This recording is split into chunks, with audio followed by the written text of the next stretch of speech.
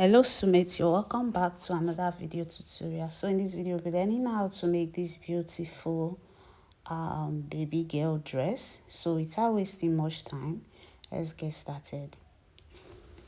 To get started, I have the zipper, the lining. Then this is Mikado silk, the shiny Mikado. Okay, so these are the measurements of the child I'm working on.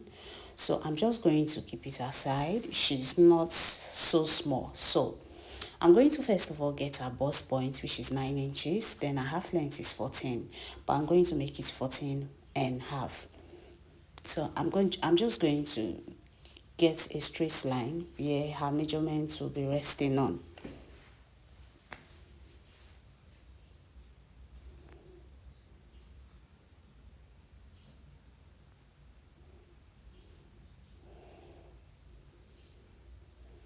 So after that, I'm going to get her shoulder measurement.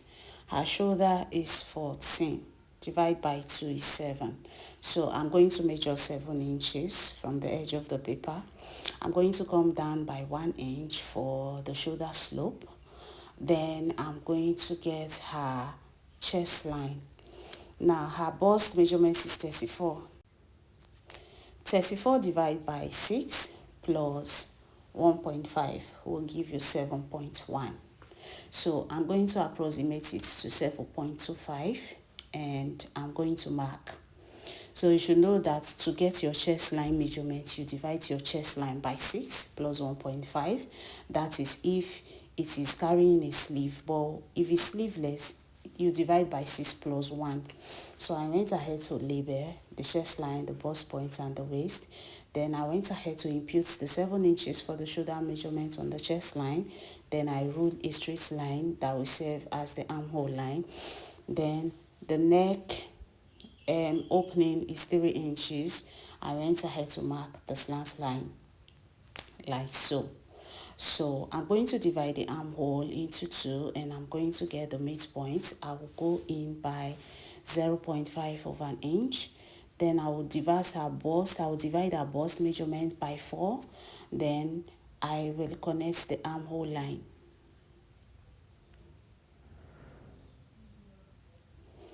After that, the next thing I'm going to do now, I'm going to get her waist measurement. Her waist is almost the same as her bust measurement. So I marked the waist measurement, added extra 1 inch for dart intake. So I marked 3.5 as a dart intake point, half inch to the left, half inch to the right. On the chest line, I marked 3.5. On the bust point, I marked 3.5. I'm only supposed to mark on the bust point. So from the bust point, I connected 3.5 from the bust point to the 3.5 on the waistline. Then I came down by 1 inch from the bust point to connect the dart legs. After that, the next thing we are going to do is the neckline. You know, it is this Queen Anne neckline we are working on and she's still a child, right? So on the chest line, I came up by 2.5 of an inch because I really want it covered. I want it fully covered. So I came up by 2.5 of an inch and I connected. Then from the 2.5, from the 3 inches on the neck width, I'm going to make a straight line like so.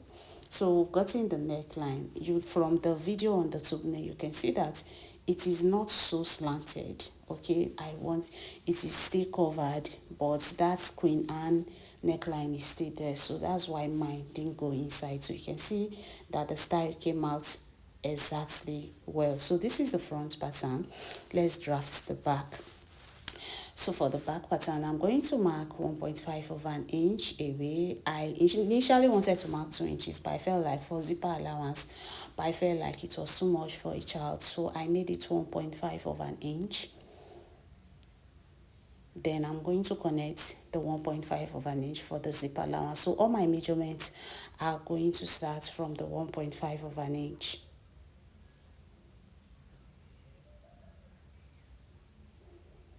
So we are going to get the bust point 9 inches, 14 and a half for the waist. Then I'm going to rule a straight line to connect them together.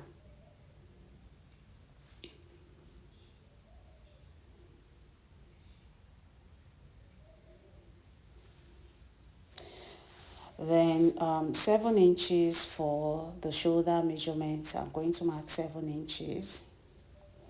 1 inch for the shoulder slope. Then from that 1 inch, I will mark 7.25 of an inch for the armhole, chest line, for the chest line. So after that, I'm going to mark 7 inches on the chest line. You can see me labeling it. I will mark 7 inches on the chest line also to connect the armhole line.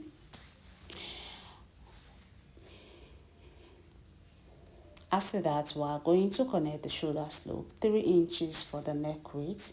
The neck depth for the back is 1.5 of an inch. So I'm going to go ahead to connect with my curve ruler, then I'll connect the shoulder slope. So we're going to divide I'm going to impute my bust measurement, divide the neckline, the armhole line into 2, then we are going to connect. You remember this is the back pattern, right? So this is how you connect the armhole for the back. I'm going to impute the waist measurement plus 1 inch for that intake, then 3.5 of an inch as the dart, 3.5 of an inch on the upper part. Then I'm going to connect a straight line on the 3.5 of an inch. Then we'll be connecting the dart legs from the bust point. Remember, for the front dart leg, we came down by 1 inch from the bust point to connect the front dart leg. So for the back, you start from the bust point. So I'm going to connect a straight line from the chest line to the waistline. Now we're going to do a little zipper tightening. So on the center, come in by 1/2 inch like so. Then you connect a slant line from the 1/2 inch to the neckline opening. So I have to square this place. Then just make your slant line like this for the zipper tightening. Then this 1/2 inch you have removed from the center back. Now you have to replace it to the back, to the side. So after that, I'm going to connect a straight line from the waistline from the chest line to the waistline. Then I'm going to go ahead to cut. So you can see me cutting the slant part at the center back. So I'm just going to use both the front and back pattern to cut on the fabric of camera. I've gone ahead to cut on the fabric and on the lining. So I added 1/2 inch round it, except the side. For the seam allowance, I added 1 inch to the side. This is the front pattern. I did the same thing. I added 1/2 inch to the neckline area, the Queen Anne neckline area, the lower part. I added 1/2 inch. To the side, I added 1 inch for seam allowance. Please take notes. So now we are going to use the front to cut the lower part. We are going to use the 1/2 length to cut the lower part. Okay, so I'm just running a straight line where my measurement will start from. So now, to make it easier for me, I'm just going to place the 1/2 length on it to get the exact waistline and mark, because they have to be equal. Like on the waistline, they have to be equal. If not, then the hip height is 7 inches. I'll mark 7 inches from the waistline. You know, she's still a child, so her hip height is 7 inches. I just use my own discretion to get this part. Then from there, we are going to impute her hip measurement plus extra 3 inches. So if you want yours, if you want the structure of yours to be more pronounced than my own, you add 4 or 5, but if it's too much, it will not be fine. So I went ahead to mark the full length of the lower part, which is 20 inches. Now 20 plus 14 will give you 34 inches, but her full measurement is 30 inches. So we will get to the point where I made it like so. This one is 25. The skirt length is 21, not 20, 21, please. So I went ahead to connect from the waist to the hip, then from the hip to the lower part. But I had to measure what I have on the hip, impute it on the lower part, and minus about 1/2 inch away from it, so that it comes together a little. Okay, so let's say the hip line measurement, the total measurement is 13, the hem of the skirt will be 12.5. So after connecting it, I went ahead to I minus 1 inch before, but I had to add extra half inch because I felt like it was too curvy. So I'm just going to go ahead to cut.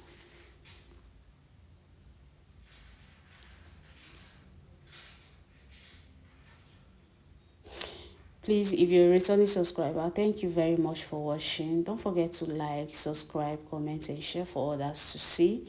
If you're new to my channel, please don't forget to subscribe. Turn on notification bell so you can be notified when I upload more detailed videos. I upload very detailed, beginner-friendly videos here.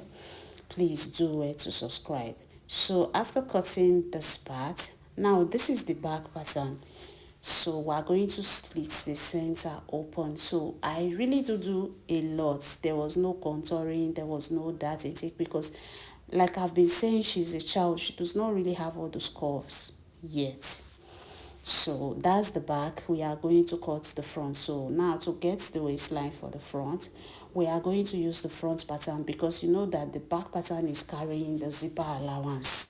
Okay, so we have to use the front pattern to cut the front skirt. So you can see that I've marked the waistline for the front, went ahead to roll a straight line also, and I'm going to go down by 7 inches from the waistline to get a hip height.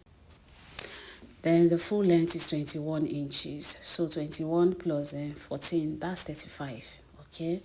But I will tell us why I made it so.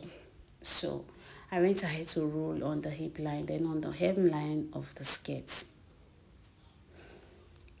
Then I went ahead to impute a hip measurement on the hip line plus 3 inches.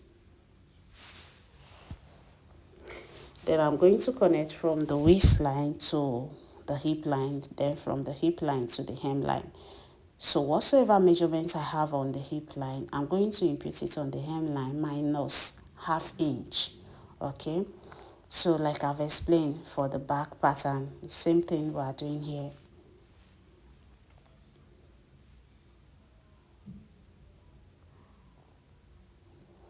Don't forget that this includes the sewing allowance. We've included the sewing allowance here. You know that the waistline for the half length already has the sewing allowance that we cut. Hope you understand. So it's included already. So I'm just going to go ahead and cut it off. Then we can go ahead and join the lining and the main fabric together. So we're just going to be sewing it.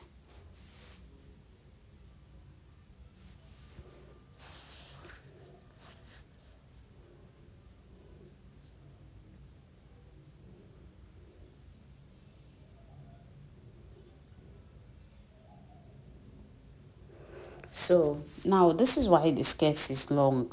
Okay, so for the lining we have about if you minus 14 from the tape to measure on the lining, we have 30.5 inches. So now when you now fold the main fabric into two like this, right, and you measure on it, we'll be having like 33 inches. If I start from 14 inches on the waistline and I measure down, we have like 33 inches. Do you see? But by the time we join this lining and the fabric together, we join the half length to the skirt part, we will now go to either 31 or 32, 31.5. Do you understand? So that's exactly what I did. The lining is shorter than the main fabric. So now we're going to start joining the lining from the lower part. Right side facing right side, I will sew it and come back. So you can see what I've done here. I've joined the lining and the fabric. First of all, the lower part. So I'm going to drag it up to the waistline of the skirt. So when you drag it up, you can see that the fabric has already folded inside. So I'm going to join both sides like this and come back. So here I've gone ahead to join both sides. I don't know why my ring light decided to change the shade of the light, but it will go back to normal. So I'm going to turn it to the right side. I'm going to turn it to the right side at this point. So after turning it to the right side, this is what we have. You can see how it is. If I flip it to the wrong side now, you will see what we've done. Now when you do yours like this, like the fabric is longer than the lining, you will see that there is no way the lining will be showing under the dress. So this is what I like doing when I'm making straight skirts. Okay, so the same thing we did for the front, I did the same thing for the back of camera to save our time. Okay, so I'm just turning all of them to the right side so that we can see what we've done. I'm going to pull them aside and we are going to go ahead to sew on the upper part. So yeah, first of all, we are going to be taking the dart. We'll go ahead and take the dart. You know, it's carrying dart. The picture on the thumbnail does not have dart because that baby is really small. Okay, I've made some for smaller children like that. I made about 3 without that. I'll show us at the end of the video. Okay, but for this one I decided to record this one for us, the same process, but the only difference is that this one is carrying that, those ones are not carrying that. So if you're making it for a child between 5, 7, you can do it without that, but somebody from 10 to you can add a little dart. So you can see me marking, notching the dart legs so that it will serve as a guide for me to pick the dart. So I went ahead to pick the dart and this is what we have. So we are going to be joining the lining and the fabric. So you're going to place right side facing right side, the lining and the fabric on top of each other, and I'm going to join this way. Then on the back side also, I'm going to place right side facing each other, right side of the fabric facing the right side of the lining like so, and I'm also going to join this way.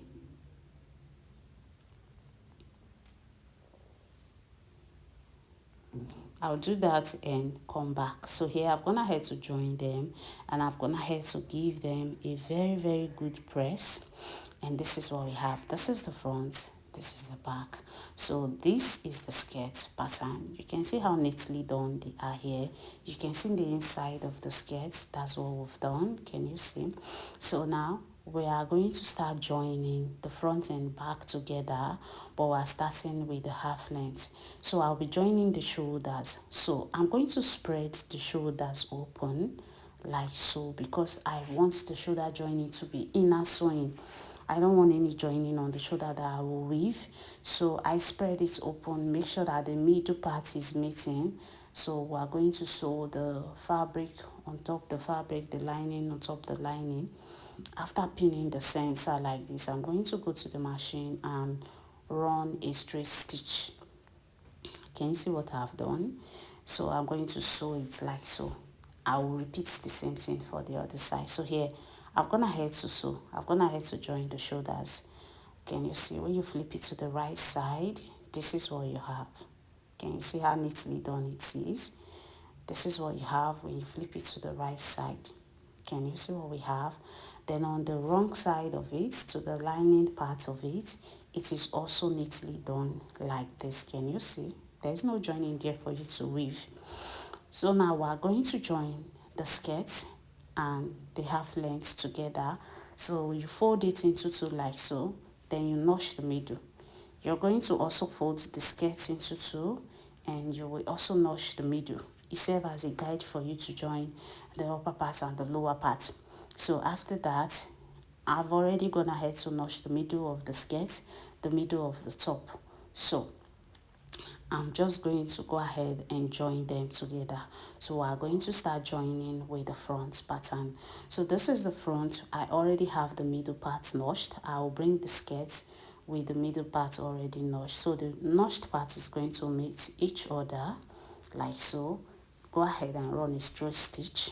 Then for the back pattern, I'm just going to put them together, each piece to its own.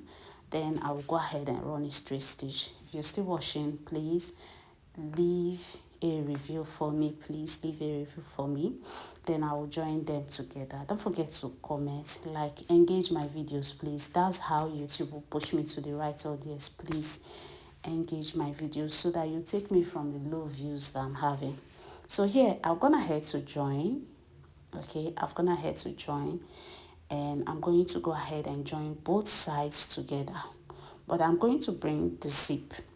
So here is the zip. I'm going to join from the lower part. You see where I marked that the zip will stop. So from that part, I'm going to sew 1 inch downwards. Don't forget we added 1 inch for zip allowance when we're drafting. Join it downwards, and I will attach the zip off camera. So here I've gone ahead to attach the zip, and I'm going to flip it to the right side for us to see. If you don't know how to fit your zipper, I have a video, a very short video on how to fit zipper on my channel. Go and see it. It will help you if you don't know how to. So this is what we have. You can see how neatly done it is. You can see how nice it is turning out. So now we have to work on the sleeve. So I have this fabric left. The fabric is not much. The sleeve is supposed to be very bogus, but my fabric is not enough. So if you have enough fabric, use enough fabric. So I was thinking I could just like fold it like this, then I will make the sleeve short. But I realized that if the sleeve is short, it's not going to give it the style it is giving on the thumbnail. So I decided to fold it this way so that I can get a longer length of the sleeve, but the width, it is not going to be much anymore. So I came down by 10 inches as the length of the sleeve. I added extra 1 inch for folding allowance. Then the sleeve, the cap height I used for her is 3.5. You know, she's a child. So I went ahead to just make a curve like this, you know. It's a big sleeve, it's not a fitted sleeve. So I just made a curve because by the time I draw gathers on the upper part, it's going to sit. So there's no point drafting with all of those measurements. So after making that curve, one thing I did to be sure of what I'm doing is that I went ahead to measure the armhole of the dress. So I measured it like so, then I use it to cross check. So that's where the armhole ends. The remaining part is the extra inch I will use to draw gathers. So if your fabric is much, just make sure that you do more than I am doing here. Use a lot of fabric. This is what's left. I've made one of this dress from the same fabric before, so this is the fabric left. If I had known, I would have recorded the video with the first one, but I didn't know that I will be short of fabric. But it still turned out very well with the sleeve. So this is what we have. I'm going to fold the lower part of the sleeve first. So I will fold it like that. I will fold it. It will not be too tiny because I'm passing an elastic through it. So I measured 10 inches of the elastic initially, but I figured it was too long. So I went ahead to cut about 1 inch away from it.